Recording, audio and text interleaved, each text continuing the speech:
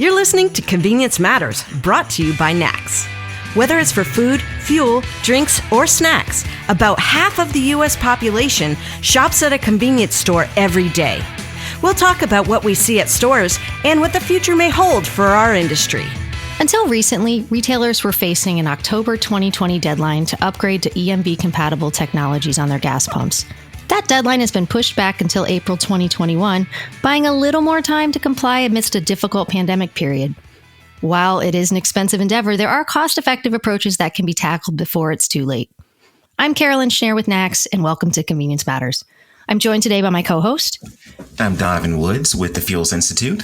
And like we have for the past few weeks, Carolyn, and our audience, we're still recording remotely from our home studios. So you'll have to forgive us if you hear any dogs barking or kids chatting in the background. We do apologize for that. But also, we are recording on May 26th, 2020. And that's important to note in case there are any developments that change anything we're discussing today. But now, fuel is a main driver for customers to convenience stores, accounting for approximately 70% of all retail sales. But you know what? Security is also extremely important to customers. It is for me, and I'm sure it is for you. And fraud at the fuel pump is a real threat to customers and retailers. Today, we are joined by Dan Harrell, Chief Innovation Officer of Inventco, who can tell us a little more about the need to upgrade pumps to be compatible and safe. Dan, welcome. Yeah, thank you for having me. Absolutely, absolutely. So Dan, can you tell me a little bit more about how we got here with outdoor EMV technology? Well, it's interesting because the industry has gone through a bit of an evolution through the decades. You know, we started with standalone pumps. Ultimately, then we got to automated pumps that could be authorized from within the store, and somewhere around the 1980s, we got to pay at the pump, but that was using magstripe technology. And since the introduction in the 80s, it's gone through a bit of evolution, little bits here and there. So we got to where we could take debit cards and we needed a PIN for our debit cards. But there wasn't a big change in the industry until EMV came along. There were some introductions of PCI, which were bits of security that were added to pay at the pump, but it really wasn't until this chip technology, where we could actually determine where that card came from, that really caused the biggest shift in our ability to address fraud in outdoor payment. So, Dan, tell me a little bit more, well, first, what EMV stands for, but also why does it help with fraud? Like, why does it help prevent it? So EMV in the first place is the original card brands that represented this alliance. So it's Eurocard, MasterCard, and Visa. But I mean, that's really just an acronym for them. But the technology is this shift from using a mag stripe on a credit card to a chip inside of a credit card. And that chip actually has some intelligence on it. So even though PCI, as it went through its version 3 and version 4 and version 5, was addressing these things that I call the harvesting elements. In other words, how do I address PIN observation, or how do I secure the lines inside of the device to make sure that they can't be sniffed where people can steal that information? It wasn't until EMV came along with this chip inside of the credit card where you would have the information to determine whether that card was legitimate or not. Because quite frankly, magstripe information is relatively easy to duplicate. There are machines that are readily available that can make your cards. So if you could actually get to that information, you could produce a card that was fraudulent and use it at a gas pump. But with EMV, with the technology and the information that's on that chip, that gets prevented, because then we can really tell whether that card came from the issuing bank. So I remember, mag stripes, you're still used to it. Now I've gotten to a point where you're like in a grocery store or, most inside stores, you're used to using the chip and inserting your card. And I don't have that big fumble issue where I look like an idiot trying to like do it. And I'm like, I can't make it work. And they're like, no, you just have to insert it. It's like, okay, I've finally gotten like trained for that. But the outdoor gas pump, I can't recall maybe once or twice seeing a pump with that. So what's the difference between indoor EMV versus the outdoor EMV? Is there a difference? Well, I mean, from a payment perspective, not really. The technology used to go to the processor and get an authorization is largely the same. But from an outdoor perspective, the whole interaction piece is actually quite different because there's nobody there who's going to help you with the transaction. So let's say like you did on the in-store, if you were trying to get it in there and you needed to leave it in there, there's no one who can tell you, oh, by the way, you should leave your card. And oh, by the way, now you can pull it out. So from an outdoor perspective, those things have to be taken into account. You need to really think about how we're going to train the outdoor users to use these devices. And there's also some other parts of the transaction process that happen outdoors, like selling a car wash or selling items inside of the store. So those pieces of it have to be interacted. But probably the biggest difference in outdoor, and it probably doesn't concern the users as much, is the environmental piece of it. You know, it's subjected to, we're getting into summertime, so things are going to get quite hot. In the wintertime up in Minnesota, things get quite cold. We get all kinds of rainy storms and stuff. So that technology has to be built in such a way that it can endure those types of conditions.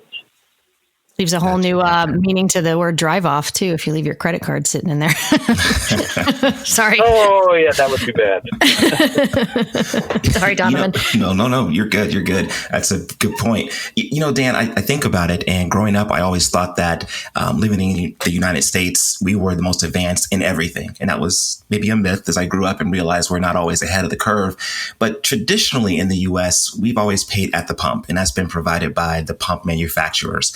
But I'm assuming this is going to be changing. Is that correct? Yeah, I think so. I mean, it's being driven by a lot of different things. So if you go outside of the U.S. and more specifically outside of North America, so the U.S. and Canada, right, that bundling of the pump with the payment terminal is not the same around the world. It's almost an unbundled decision everywhere outside of the U.S. and Canada. And I think it's really the way that EMV has evolved. So between PCI and the technology involved in EMV, and it's the kernels and the chip readers and all the things that are associated, there's just a lot more complexity than there used to be. And I think that this just created new opportunities for innovators to enter the market space and say, just like we've done everywhere else in the world, you can actually retrofit your pumps with a third party whose real focus is around EMV payments and security, rather than necessarily getting that technology from your pump manufacturer. And the truth of the matter is, even today with the complexity of PCI and EMV, the pump manufacturers have looked elsewhere for some of that technology as well. So we've talked about EMV on the show, well, many times, but more recently, at least twice in the last year, I think.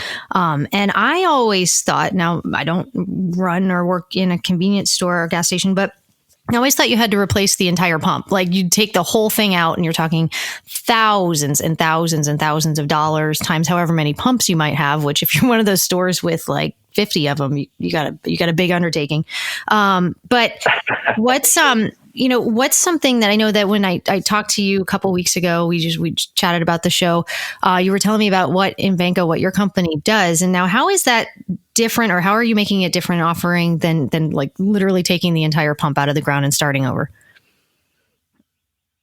Well, that was a good setup, Carolyn. I mean, if you think about the industry as a whole and the transition that had to be made, there are a lot of different challenges that were going to have to be addressed. I mean, there's about roughly, I'm going to use round numbers, 120,000 stations and an average of 5 pumps or 10 sides. So, you're talking over 1 million different sides of technology that have to be changed out in order to get to EMV.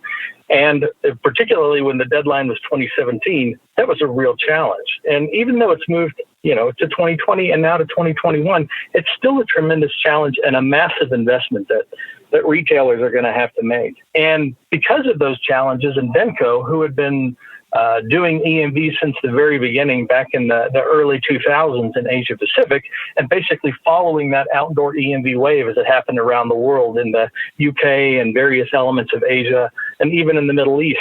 And now that it's come to the US, Invenco thought, well, this would be an opportunity for us to address some of those challenges.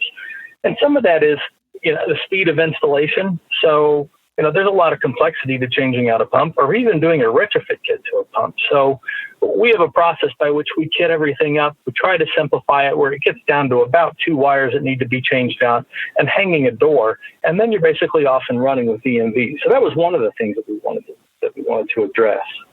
We also wanted to look at providing a more consistent user experience. I've been working in the retail fuels technology space for quite some time.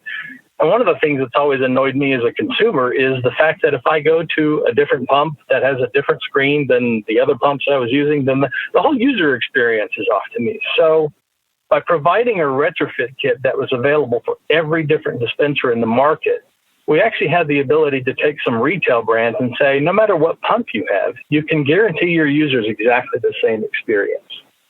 We also wanted to make sure that we provided an open system. And I think this is a little bit different than what we've seen in the past in this industry, is if we provide APIs to retailers or third parties, they could leverage that outdoor technology and that time that consumers are spending time on those retailers' forecourts to do all kinds of new and innovative things. So by providing this open infrastructure and APIs, they would have the ability to write their own applications and stuff that interacted with their customers to do things. And the other part of this is really just trying to address the overall total cost of ownership of these devices, whether it's the installation costs or the service costs you'll pay for years to come. Invenco, who actually designs and manufactures this equipment from the ground up, we have a lot of control over those costs and the process by which people are doing those installations. So as a result, we can really address that total cost of ownership and help retailers get to EMV at a much lower cost. Gotcha. That seems like, as with everything, the more we learn on convenience matters as well as throughout the industry, the C-store owner has a lot to think about, a lot to weigh when it comes to managing their stores. And here's something that everyone, no matter who we are, is thinking about.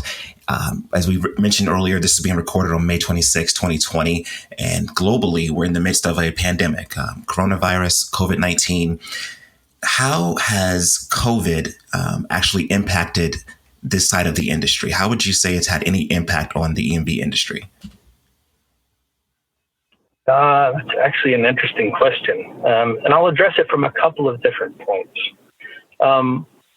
Obviously, as COVID started to set in and the October deadline 2020 was out there, we all wondered what might happen, because it's definitely impacting the supply chain of the technology that's necessary to do this rollout. Mm-hmm. It's definitely impacting the service personnel who are available to do these installations. And so we knew that somehow there was going to be a delay or an impact to whether people could meet that 2020 deadline. And obviously, since then, in the months that have gone by since we've talked about doing this, Visa, MasterCard, Amex have all come out and said, we're willing to shift that date by 6 months. But I've stayed really close to what the Connexus surveys have been telling us. And, they thought at best 30 to 40% of the market would have rolled out to outdoor EMV by that October 2020 deadline. And even with an additional 6 months, if you only get to 30, 40%, you're not going to get the other 60% of the industry in 6 months. Right. So delaying would be a bad idea because if you were going to be on the other side of that and you were subjected to some of these fraudulent charges, the expenses can be quite substantial. I mean, some of the statistics that we've seen in the industry from some of the brands or even the things that Connexus has put out there, you could basically pay for your entire EMV installation in one big event. And so I think retailers really need to think about that and really continue to try and push forward to do this migration as quickly as they can. And Invenco will do our best to make it as fast and cost effective as possible. Well, the other thing that I thought was interesting Go ahead, Dan. About the COVID impact is people are they're basically not going to want to touch things like they did in the past. So I think contactless payments may get a whole new rejuvenated movement here. So I'm curious to see how that goes. Oh yeah, and I mean, I know I haven't. I've had not gotten much gas at all in the last few months. Even I think I've gone once since I've been basically homebound, and I'm on my 11th week here because I'm not going anywhere. But the one time I did go, and I don't pick back up someday, but I was like, how do I? It's like put in your zip code, do this, do that, touch this. What? And I'm like, So meanwhatear, I'm using my little Lysol wipe and my knuckle to like poke on the pump, and I'm thinking, oh Lord, am I damaging the optics on or the whatever technical word is to all the little buttons behind there. But like, am I damaging that? And I'm like, no, with my finger, but what is my knuckle? And I'm like analyzing it over and I'm still talking about it too. So obviously the whole process in my head, but like, it's like, you don't want to touch things. And now I'm used to my Apple Watch and I only use that when I'm in a store. And I've been like, gone to a couple grocery stores where they don't have that capability. And I'm like, ugh, now I got to touch the thing and you got to go through the whole process again, which I won't on the thing with you here. So, but yeah, I think contactless is a huge opportunity for retailers. And I wonder if customers are going to expect it. Like Donovan, I know you've had an Apple Watch even longer than I have. Do you use your contactless all the time? If they have it, I do. Not a lot of places will have it, especially right now. But I don't like touching things, as you mentioned, and I didn't before this, and now I'm even more cautious of it. But I mean, that's just how times are going to change. And just like everywhere else, retailers will have to adjust. And I think this is not that you're trying to profit off of anything like this, Dan, but this is going to be an opportunity, I assume, for your side of the industry, correct? And it is. I mean, one of the things that's different about the Invenco product is contactless is standard with all of our units. We don't sell it as an additional option. So I was grateful to know that we did that engineering feat, knowing that if retailers were working with us to put our products into their fuel pumps, that they would be getting contactless as a part of that upgrade anyway. And in a COVID world, that's probably a good thing. So, in terms, like, does that work with everything? Like, Apple Pay, my new credit card finally came and it's got the contactless. Does it like work the products that you have out there that you're putting on the gas pumps? It works with all those? Or most of them anyway? Yeah. I don't know if you know much about the certification process for contactless, and the technical details are kind of not fun to talk about. But yes, effectively, when you have a contactless reader, it has to be certified so that it works with all cards and all phones and even all watches. And there's things that are beyond watches now. They have things called wearables like necklace pendants and earrings. And not that I would want to put my ear on a pump, but it's there. I guess you could do that. Sorry. I judged on that one too quick. Okay. Good for them.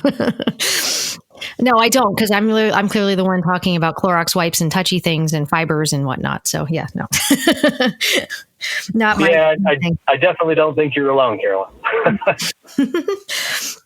So, in terms of, obviously we have currently till an April extension, April 2021. So almost a full year from when we're recording this. I don't know. I guess no one can really say if what's going to happen, next month, let alone with this, the regulations and whether they'd get extended again. I would hazard to guess not, considering I think October was already an extension, but, if that is the case, so like you said before, should people continue to wait, maybe hang out a little bit until February and start installing? I definitely think not. And I only say that because the equipment, the manufacturing process, lining up all the servicers and installation people, there's already a shortage of almost everything in that supply chain leading up to the installation at a particular retail location.